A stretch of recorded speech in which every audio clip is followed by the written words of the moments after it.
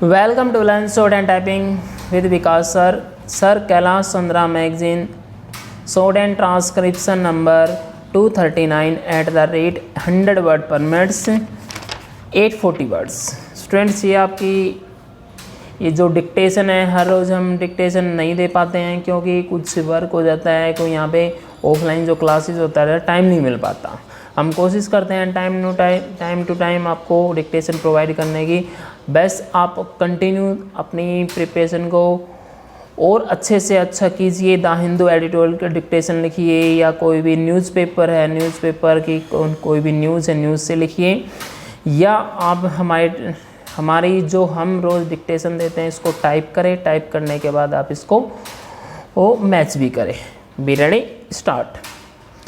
Sir, if I intervene at this stage of the debate, it is not for the purpose of saying much on the factors which led to devaluation, because that is a matter which has already been dealt with by the finance minister, but I would like to confine my remarks mainly to one aspect of the problem which has been emphasized by more speakers than one, and that is with regard to the effects of devaluation on production in India.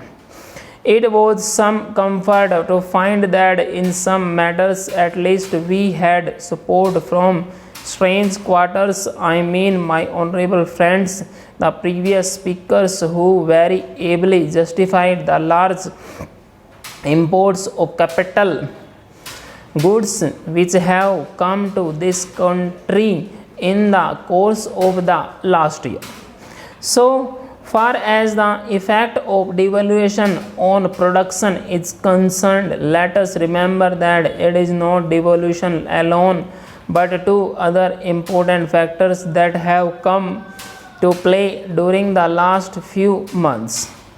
One is our decision to restrict import, which was announced almost a few days before the announcement of devaluation, which had a resultant effect on the prices of commodities in India, especially on those commodities which were being imported in large bulks during the last 1 year.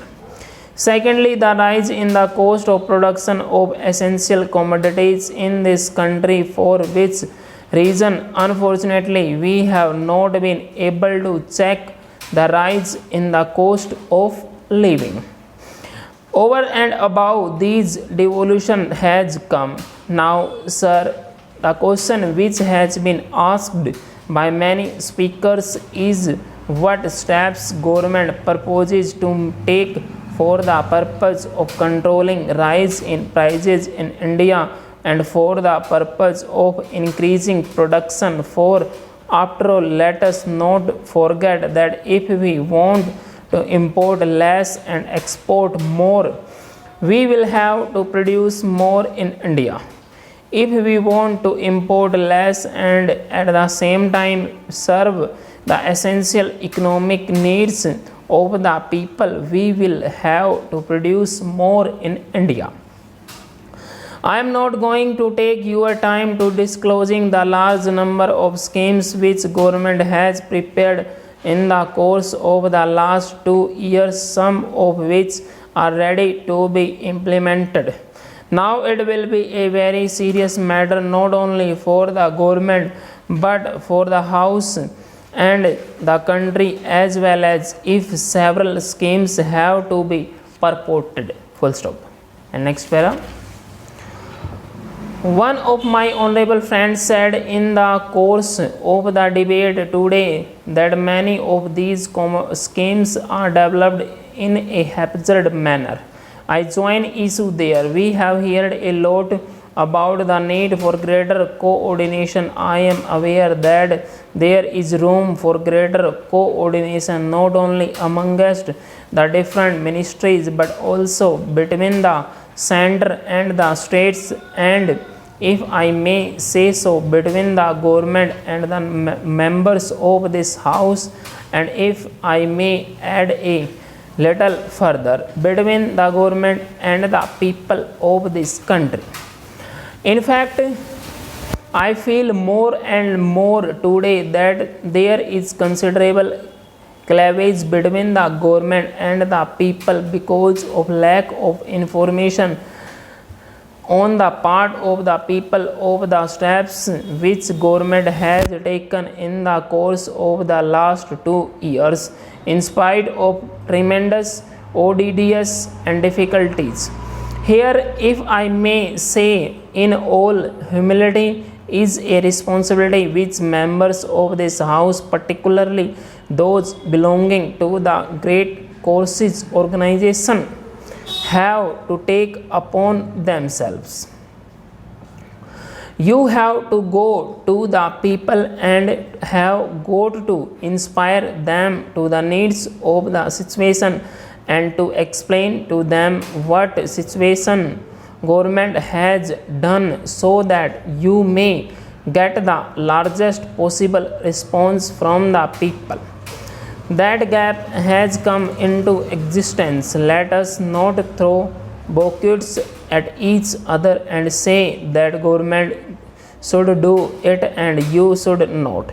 But the fact remains that the gap is there, and the question is how that gap can be filled up and people's enthusiasm can be fully roused. So far as government schemes are concerned, I might very briefly allude to one or two schemes so that the House will be able to realize how their non-implementation may adversely affect the economic conditions of the country. The House is aware that we have entered into a contract with a well-known Swiss firm for the manufacture of machine tools. It is a big scheme which will cost India nearly rupees 150 to 280 crores. We are importing today about rupees 80 crores worth machine tools. The Prime Minister pointed out yesterday, and quite rightly, that this is one of the basic industries which must develop in this country if we are going to progress industrially. How far that scheme will be affected now is more than what I can say, because we have to settle the question of priorities and decide which are the schemes with which we will go ahead. The same principle applies with regard to the production of steel. After considerable efforts, we have completed our labors. Full stop. Students, ये आपके 840 words हैं, आप इसको type करें. अगर एक बार में आपसे नहीं लिखी जा रही है डिक्टेशन, तो उसको दोबारा से हेडफोन लगाए और इसको दोबारा से आप इसको सुने और इसको अच्छे से अच्छे बिल्कुल टाइप करें. टाइप करने के बाद आप इसको मैच करें. आपको गूगल पे भी आपको ट्रांसक्रिप्शन नंबर 22239 आपको मिल जाएगी. Okay, thank you.